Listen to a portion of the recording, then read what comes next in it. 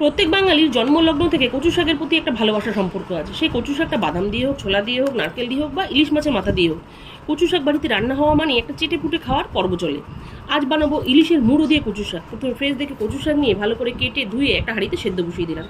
এবার ফ্রেশ দেখে দুটো ইলিশের মাথা নিয়ে ছোটো ছোটো করে কেটে নিয়ে ভালো করে ধুয়ে তেলে ভেজে নিলাম। আমি ইলিশ মাছের মাথাটা ছোটো ছোটো করে ভেজে তারপর কচু শাকের মধ্যে দেবো। এতে শাকের মধ্যে মাছের মাথার পিসগুলো গোটা গোটা থাকে। যদি মাথাটা ভেঙে দিই তাহলে কচু শাকটা এখন কাটা কাটা হয়ে যায়, তাতে একটু খেতে আমার মনে হয় অসুবিধা হয়। এবার কড়াইতে তেল গরম করে শুকনো লঙ্কা আর গোটা জিরে ফোড়ন দিয়ে আদা জিরে ধনে বাটা পেঁয়াজ রসুন, এবার বেশ কয়েকটা কাঁচা ঝাল দিয়ে নেড়ে চেড়ে আন্দাজ মতো হলুদ সামান্য লঙ্কার গুঁড়ো দিয়ে ভালোভাবে কষিয়ে এবার সেদ্ধ করা কচু শাক দিয়ে আবারও নেড়ে চেড়ে পরিমাণ মতো চিনি দিয়ে জল শুকাতে শুরু করলাম। এইভাবে কিছুক্ষণ নাড়াচাড়া পর জল শুকিয়ে এলেই ভাজা মাছের মাথাগুলো দিয়ে নেড়ে চেড়ে আবারও ভাজা ধনে জিরের গুঁড়ো দিয়ে গ্যাস বন্ধ করলে রেডি ইলিশ মাছের মাথা দিয়ে কচু শাক। বাস, এবার দুপুরবেলা এরকম কলা পাতা একটা পরিবেশন যদি হয় তাহলে তো সোনায় সোহাগা।